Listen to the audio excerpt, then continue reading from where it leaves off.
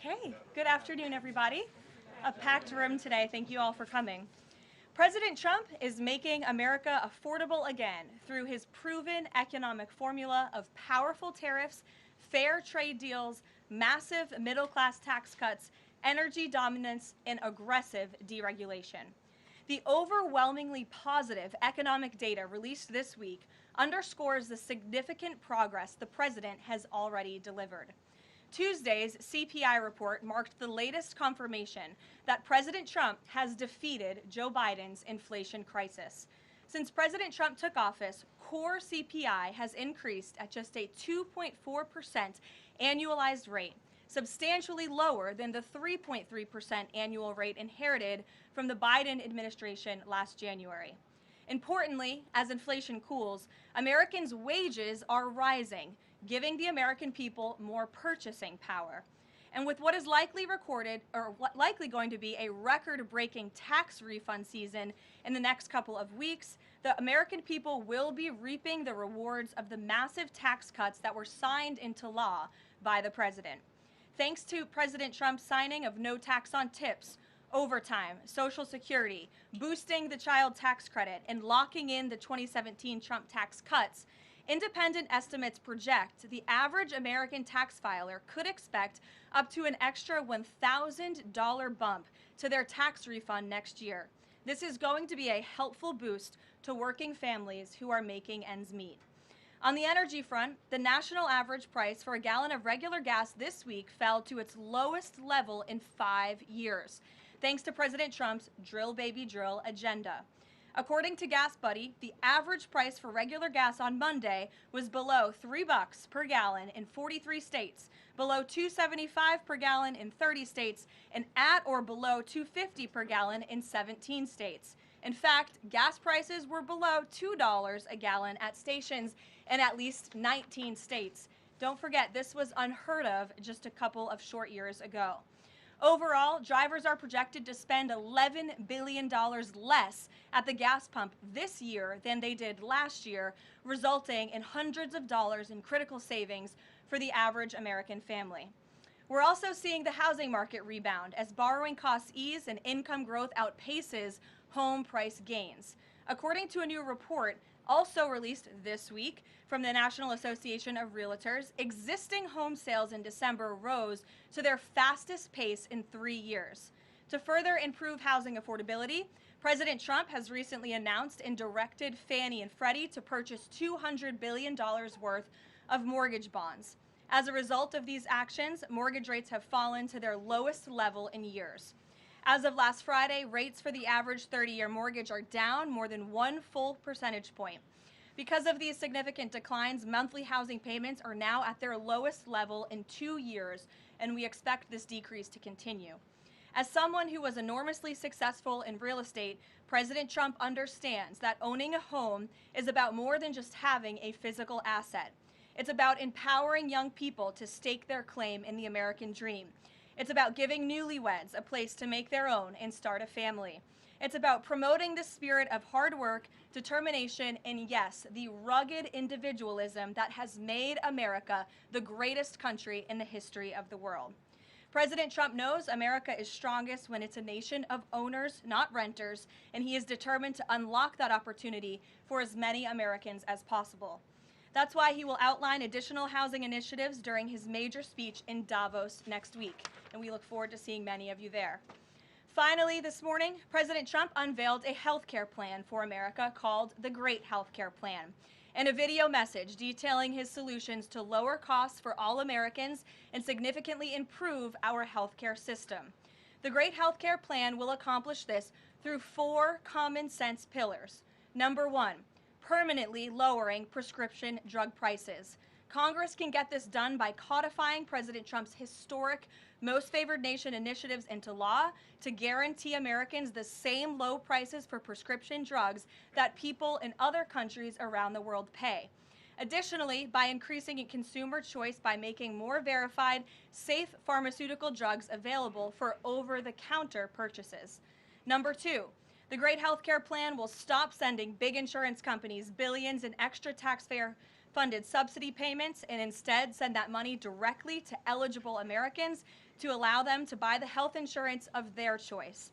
Additionally, by funding a cost-sharing reduction program for healthcare plans and ending kickbacks from pharmacy benefit managers to large brokerage middlemen. Number 3, the Great Healthcare Plan will maximize price transparency by requiring any healthcare provider or insurer who accepts either Medicare or Medicaid to publicly and prominently post their pricing and fees to avoid surprise medical bills. This is an incredibly popular policy that has been bipartisan for many years, and President Trump is officially and firmly calling on Congress to get it done.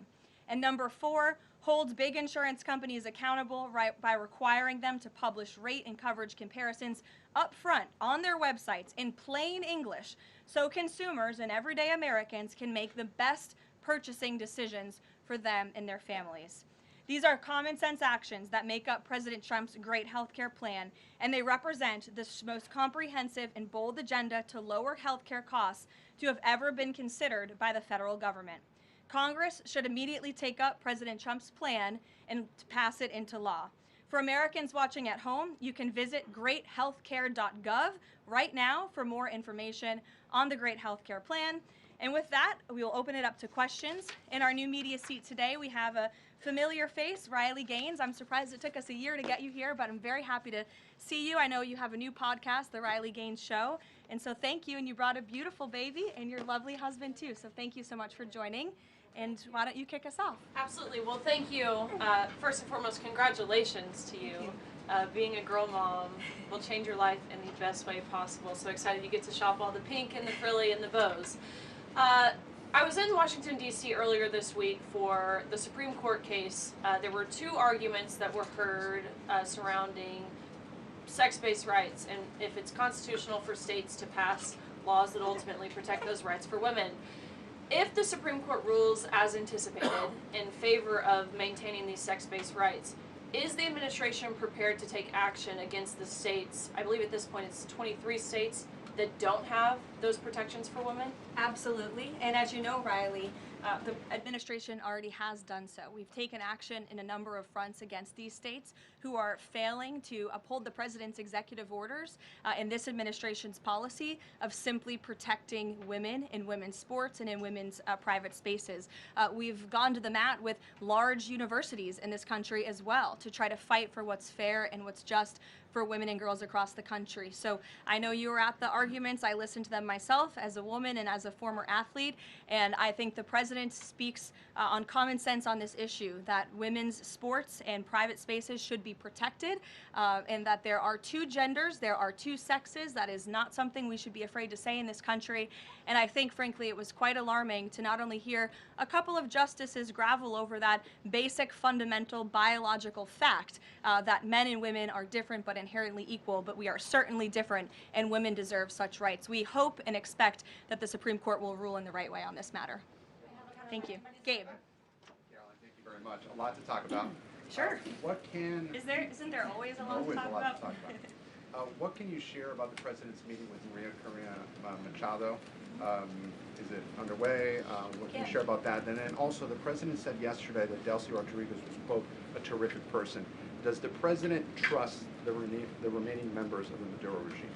I will say, to your first question, the meeting was about to begin as I was stepping out of the Oval Office moments ago, so my understanding is that it's underway right now. I know the president was looking forward to this meeting, and he's was expecting it to be a good and positive discussion with Ms. Machado, who is really a remarkable and brave voice for many of the people of Venezuela. So the president looks forward to obviously talking to her about the realities on the ground in the country and what is taking place. As for Ms. Rodriguez, the president did speak with her directly this week. As you know, he revealed that to all of you yesterday. And Secretary Rubio and the administration have been in constant communication with Ms. Rodriguez and other members of the interim government in Venezuela. They have been extremely cooperative. They have thus far met all of the demands and requests of the United States and of the president. And I think you have all seen that play out. We obviously had a $500 million energy deal that was struck in large part because of the cooperation from Ms. Rodriguez. Venezuela and Ms. Rodriguez have also confirmed that they will be releasing political prisoners from Venezuela. There were 5 Americans who were recently released this week as well. So the president likes what he's seeing and will expect that cooperation to continue. And regarding the investigation into the leak that the president referenced yesterday, what is the administration's position on the Washington Post reporter? The Post has reported that she was told that she is not a target of the investigation. Does the administration believe she did anything wrong? And then also, what is the administration's position on the Pentagon Papers case from the 1970s that affirmed reporters' right to publish classified information under certain circumstances? Well, since this is an active investigation, I don't want to comment on it much more than what we did yesterday to obviously confirm the investigation, and I can confirm what the Attorney General stated and the President as well, which is that the individual, unfortunately a contractor at the Pentagon, chose to unlawfully leak classified and very serious information to this Washington Post reporter. Hence why the reporter's home was looked into by the FBI, rightfully so. And the administration is not going to tolerate leaks, especially from within the national security apparatus of the United States government, that put our nation's integrity and our national security at risk. Full stop. The president will not support that. I know the Secretary of War will not support that, and it will not stand. And legal action will be taken against anyone, whether it's a member of the press or whether it's an employee for a federal agency who breaks the law. If you break the law and if you endanger our men and women in uniform, you are going to be held accountable, period, full stop. But Jackie. Does this administration believe that this reporter or any reporter has a right to publish classified information under certain circumstances? Look, I think that we do not believe that individuals who have been given the privilege of holding a top secret clearance should be illegally leaking that classified information, and I know the American people agree with that. And I think it's a basic tenet of journalistic integrity not to publish information that could directly endanger the operational security or the brave men and women who are serving this country in uniform and putting themselves in harm's way to protect not just the people of this administration, but all of you in the press and all of their fellow Americans as well. Jackie. Thank you, Karoline. I wanted to get the White House reaction to Iranian state TV broadcasting an implicit threat to the president's life. It was images of the assassination attempt in Butler, Pennsylvania, according to reports, with the message, "This time it will not go wrong." I have not seen that, to be honest with you, Jackie. We'll take a look, and I'll let the president and his national security team examine that footage to ensure its legitimacy. Again, I haven't seen it, so I can't comment on it.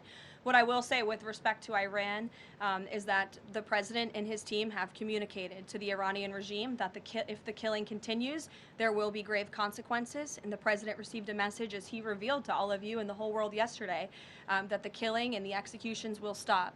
And the president understands today that 800 executions that were scheduled and supposed to take place yesterday were halted. And so the president and his team are closely monitoring this situation, and all options remain on the table for the president. Netanyahu encouraged him against strikes. Look, it's true that President spoke with Prime Minister Netanyahu, but I would never detail details about their conversation without giving the expressed approval by the president himself. Ouija. Thank you, Karoline. Is it still the president's assessment that it would be very hard for Ms. Machado to leave Venezuela because he says she lacks the respect and support in that country? And will he raise that with her today? I think the president's assessment that you just pointed out was based on realities on the ground. It was a realistic assessment based on what the president was reading and hearing from his advisors and national security team. And at this moment in time, his opinion on that matter has not changed. He has also said that he would like there to be elections in Venezuela when the time is right. That's right. Do you have any update on when that might be? And is he committed to a transition to democracy for Venezuela? Yes, and he is also committed to hopefully seeing elections in Venezuela one day, but I don't have an updated timetable for you today. Reagan in the back. Thanks, Caroline. Question for you on Minnesota and then also Venezuela. Sure. President Trump threatened invoking the Insurrection Act today in a Truth Social post. I'm wondering what his tipping point is. Like, what would it take for him to invoke the Insurrection Act? Look, that's only a question, frankly, Reagan, the president can answer. But the Insurrection Act is a tool at the president's disposal. As you know, it has been used sparingly, but it has been used by previous presidents in American history. And I think the president's Truth Social post spoke very loud and clear to Democrats across this country, elected officials who are using their platforms to encourage violence against federal law enforcement officers, who are encouraging left-wing agitators to unlawfully obstruct legitimate law enforcement operations. And if you talk to any law enforcement officer, no matter what level they work at, they want to be working with their counterparts, whether that's at the federal level or the federal authorities wanting to work with their counterparts at the state and local level. And it's truly shameful that now for more than a year, you've had elected Democrat governors and mayors who have basically held their state and local law enforcement hostage and told them, you cannot cooperate with federal law enforcement. Why? They cooperated under the Biden administration. It's because these Democrats are deranged in their hatred for President Trump, and they are holding their state and local law enforcement hostage as a result. And these Democrat mayors and governors are doing this over what? Over the lawful and legitimate law enforcement operations to remove violent criminals from the streets of Minnesota, from the streets of California, from the streets of New York, and from the streets of every state across this country. And you don't see these riots and this vandalism taking place in states like Florida. Why? Because you have a governor in that state who has empowered federal and local authorities to work together. And it's despicable what we're seeing from these Democrat politicians, especially in sanctuary states and cities across the country. Yesterday, Karoline. Go ahead, John. Oh, thank you so much. My question is, President Trump has talked twice in recent days, once at the Kennedy Center and then to Reuters again last night about canceling the election. Why is he talking about this? I believe you're referring to the president's interview at Reuters last night. I was in that interview. It was a closed-door interview. Obviously, there was not audio or video. The president was simply joking. He was saying, we're doing such a great job. We're doing everything the American people thought. Maybe we should just keep rolling. But he was speaking facetiously. And then one more. Sure. On the labor secretary. She's under investigation. Has he spoken to her about this? I don't know if the president has spoken directly to the secretary. If they have, I'm unfamiliar with that conversation, but I have spoken to the president about that report regarding the secretary. He's aware of the internal investigation, and he stands by the secretary, and he thinks that she's doing a tremendous job at the Department of Labor on behalf of American workers. PBS, go ahead. You were mentioning a moment ago about working federal, state, local officials in Minneapolis. Governor Walz's office is saying today that he's trying to get a hold directly with the president. Have they spoken? And if they haven't, why haven't they spoken? If there's a desire from Walz, as they're saying, to de-escalate what's happening there. I'm not sure if that's a genuine offer to speak with the president. I was with the president about 30 minutes ago, and they hadn't spoken at that point. Look, the president is always willing to answer the phone when people pick up and call. When there was another tragic shooting many months ago in Governor Walz's state, he spoke directly with the governor. But I would ask that the governor stops inciting the harassment and illegal obstruction of law enforcement in his state. All ICE and federal law enforcement are trying to do are remove people like this off of the streets of Governor Walz's city in Minneapolis and of his state in Minnesota. If you look at some of the individuals in this photo, these are all illegal alien criminals who came into our country under the previous administration. This is some of the most disturbing crimes you will ever read about, and there's only a few reporters in this room who will actually talk about these individuals. This is all ICE is trying to do. They are trying to remove people like this from Governor Walz's state. And so yes, he should pick up the phone, and he should say that he will cooperate with this president and with the federal government in making Minnesota safer, because that's all President Trump and his administration want to do. Mary. Thanks, Caroline. The president says he wants money to go directly to Americans so they can buy their own insurance. How exactly would this work? And can the president assure Americans that this will be enough to cover their health care costs? So this is the second principle in the president's health care plan, lowering insurance premiums specifically and ensuring that that money is going directly back to the American people and cutting the kickbacks that then raise those premiums. So this plan, once put into legislative text and passed by Congress and sent to the president's desk, will stop sending big insurance companies billions of an extra taxpayer-funded subsidy payments and instead send that money directly to eligible Americans to allow them to buy the health insurance of their choice through, you may have heard it be referred to as health savings accounts. Whether that ends up being the actual name of such accounts, we'll have to see. Again, Congress and the White House are going to work together to put this plan into action.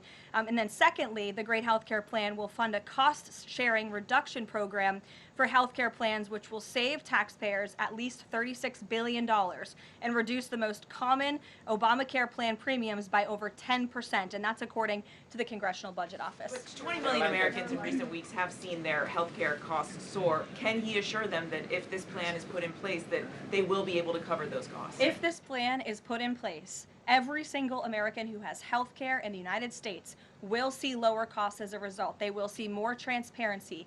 All of these proposals that are within the Great Healthcare Plan are incredibly popular with the American people, and they will impact everyone, not just a small fraction of those who are within the healthcare marketplace, but every single American will continue to see their costs go down. And I will note that they already are with respect to prescription drug prices. When you look at what the president has done with most favored nations, you've seen these big pharmaceutical companies in the Oval Office saying that this president and his team were nonstop, around the clock, pressuring us and negotiating with us to lower the cost of prescription drugs for Americans. And we are already seeing that to the tune, in some cases, of more than 500%.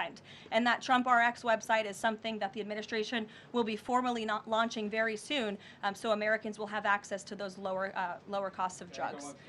Josh. Thank you. The president has called on credit card companies to lower the cap rate to 10% effective the 20th next week. If they don't do that, what's his... What'll he do? What's the threat? Well, tariffs? No, I'm just kidding. The president certainly has an expectation, Josh, that the credit card companies will do this, just as he did with the pharmaceutical companies, that they will lower costs for American consumers. I don't have a specific consequence to outline for you, but certainly this is an expectation and, frankly, a demand that the president has made. Can you give us an update on the Fed? Sorry. There was some reporting from, I think, Fox Business that Rick Reeder had an interview this week scheduled. The president's indicated he's already made a selection, or at least he's settling on someone. Where is he in that process, and when can we expect an announcement? Is he still doing interviews? Look, the president is in the same place as you all have been asking about this for many, many weeks. He's in a decision-making phase. There are a few people who he likes very much for this job, maybe less than that. The truth is, like with all decisions, it's a decision for the president to make. And he said to Reuters in that interview last night that he thinks he'll be finally making that decision in the next couple of weeks. So we will see. And very quickly, there's been some criticism from other governments about Grok and XAI, the Twitter AI bot, and things it's been doing to manipulate images, including whether that would violate the Take It Down Act that the First Lady has supported. We've not heard from this administration on it. Elon Musk says that they've disabled that, but I wanted to ask you whether the administration has a position and whether that's something that you will be pursuing, or whether the president has talked to Mr. Musk about that. Yes, I will talk to the Office of Science and Technology, and we will get you a firm statement and answer on exactly where the administration stands. I don't want to speak on that without speaking with the experts on it. Karoline? Yes. Just to follow up on the health care plan, one of the things in the Affordable Care Act was coverage of pre-existing conditions. Is there any discussion or inclusion on that issue in the president's plan? The president's plan that he outlined today will have no impact on individuals in this country with pre-existing conditions. Obviously, that's a continued conversation that the White House will have with Congress, but that's not the president's intention with the Great Health Care Plan. Caroline. Go ahead. Thanks, Caroline. Two questions on Minneapolis. And then you. Go ahead. Thanks. Two questions on Minneapolis, Sure. one on the ICE agent, the other on the rioting. I believe last night there were protesters or rioters that rifled through an FBI car, took weapons. We had a reporter embedded with ICE who said that she saw constant harassment all evening. Can you speak to the rhetoric we're hearing from Democrat politicians, whether they are causing violence against ICE, as well as some of the headlines we've seen, not including the full story? Yeah, I mean, to your first point, I think I've addressed that these Democrat governors and mayors in not just Minnesota, but in states across the country are essentially, they've referred to ICE agents who, again, are brave men and women. And I would encourage everyone in this room, and I would encourage Governor Walz and other Democrats who are demeaning law enforcement to sit down and have a cup of coffee with an ICE agent or a Border Patrol agent. These are great, patriotic men and women who have families, who put on the uniform every day and are following our nation's immigration laws at the direction of their bosses and again, at the direction of the law. They are simply trying to enforce the law. And the Democrat Party has demeaned these individuals. They've even referred to them as Nazis and as the Gestapo. And that is absolutely leading to the violence we're seeing in the streets. If you look at some of the images out of Minneapolis last night, look at this vehicle. Look at what it says. It says F ICE. You have these individuals who are putting their middle finger, proudly so, at the camera. Another ICE a vehicle that was vandalized last night by these left-wing agitators. People don't do this without encouragement from people in power who make them feel like it's okay. Here's another one. And I'm pretty sure this car, you can't see it, said the best agent is a dead agent, or something to that effect. This is despicable rhetoric that we're seeing, and the media is absolutely complicit in this violence, because if you look at the headline from CNN, protests erupt after federal agent shoots man in Minneapolis, that is not the story, that is not the truth. If you actually want to know the truth, you can look at what the Department of Homeland Security released, which is that this ICE agent was executing a targeted operation against a Venezuelan illegal alien who was unlawfully present in the country, who fled by car and then fled by foot. And when this ICE agent tried to detain the individual, 3 more of his comrades came rushing out of a house and started ambushing and attacking the ICE agent. They used a shovel or a broom to smash his face in. And so yes, that agent had to use self-defense and take up his weapon to protect his own life. That is what's happening on the streets of Minneapolis. That's what's happening on the streets, unfortunately, of these Democrat-run cities and states where you have elected officials who are encouraging such violence against our brave men and women in law enforcement. Thank you, Caroline. 2 questions. First, a follow-up on one of my colleagues who asked you about the president's interview with Reuters. You said that he was joking about canceling the elections, but Americans for generations have fought and died for democracy, for this democracy. Are you saying that the president finds the idea of canceling elections funny? Andrew, were you in the room? No, you weren't. I was in the room. I heard the conversation. And only someone like you would take that so seriously and pose it as a question in that way. Second, Philip, go ahead. Thank you, Caroline. Senator Elizabeth Warren said that the president called her earlier this week to discuss caps on credit card interest rates. I'm curious, would the president work with her and other Democrats in Congress on a legislative fix to this issue? I think the president would work in good faith with anyone in Congress for a good legislative fix that would benefit the American people. And that's precisely why he called Senator Warren earlier this week on that matter. Thanks, Caroline. Earlier you were just defending ICE agents generally, and earlier on Secretary Noem spoke to the media, and she said, among other things, that they are doing everything correctly. 32 people died in ICE custody last year. 170 U.S. citizens were detained by ICE, and Renee Good was shot in the head and killed by an ICE agent. How does that equate to them doing everything correctly? Why was Renee Good unfortunately and tragically killed? Are you asking me my opinion? Because an ICE agent acted recklessly and killed her unjustifiably. Oh, okay. So you're a biased reporter with a left-wing opinion. What do you want me to do? Yeah, because you're a left-wing hack. You're not a reporter. You're posing in this room as a journalist, and it's so clear by the premise of your question. And you and the people in the media who have such biases but fake like you're a journalist, you shouldn't even be sitting in that seat.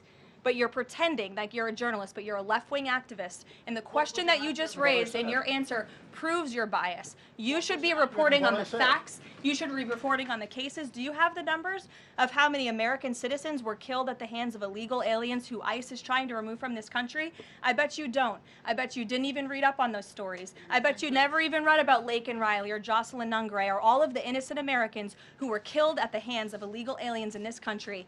And the brave men and women of ICE are doing everything in their power to remove those heinous individuals and make our communities safer. And shame on people like you in the media who have a crooked view and have a biased view and pretend like you're a real honest journalist. Kelly. Caroline, 2 quick questions on Iran. I wanted to ask first, just if you can say, how close was the president to potentially launching strikes last night, and was it the Gulf states that convinced him not to do that, as some of the region there have said? Well, look, Kelly, I know there's been a lot of speculation in the media about what the president is going to do at any given moment or any given night. And I would say a lot of these stories, to be honest with you, I've been reading them, and they've been based on anonymous sources who are pretending or guessing to know the president's thinking. The truth is, only President Trump knows what he's going to do, and a very, very small team of advisors are read into his thinking on that. And as I just told you, he continues to closely monitor the situation on the ground in Iran. And as we saw yesterday, he had heard that the killings and executions would stop. And we have seen 800 people, their lives have been spared as a result of that. The president continues to closely monitor, but also keep all of his options on the table. Karoline, two separate questions. Sure. On the Machado meeting first, what is it that the president feels that he needs to hear from her or from the opposition party that he hadn't heard prior to today, or he wanted to hear in the meeting, to be able to convince him to commit to some sort of a timeline for elections? I'm not sure the president is going into the meeting with expectations like you just laid out, Fran. I don't think he needs to hear anything from Ms. Machado. I think generally this is a meeting that the president was willing to take and willing to accept, to meet Ms. Machado in person and to just have a frank and positive discussion about what's taking place in Venezuela. That's all. And on the subject of Greenland, Jeff Landry, the president's special envoy for Greenland, wasn't in the White House meeting yesterday. Can you say why that was and what exactly the role he is playing in these conversations about acquiring Greenland? Well, the Vice President and the Secretary of State were present for that meeting, and the meeting, it was a productive meeting.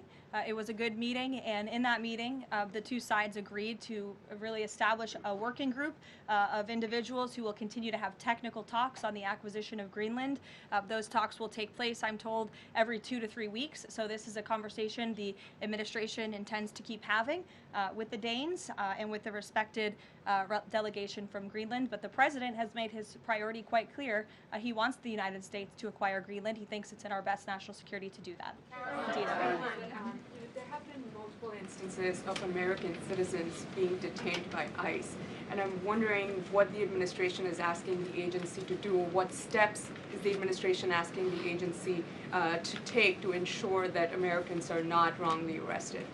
Obviously, ICE is focused on detaining individuals who are unlawfully present in the country. And there have been hundreds of thousands of illegal aliens who have been arrested and detained and deported from this country by ICE over the course of the last year. And that's their intention, and that is their goal. Elizabeth. Thank you, Caroline. One follow-up on Greenland. You reportedly sent troops over there. Does that change at all what the president is doing on this? And then a second question. Yesterday, in a Senate help hearing, Senator Josh Hawley repeatedly asked a doctor if men can get pregnant, and she did not directly answer that. What are your thoughts on that? Well, to your first question on Greenland, I don't think troops in Europe impact the president's decision-making process, nor does it impact his goal of the acquisition of Greenland at all.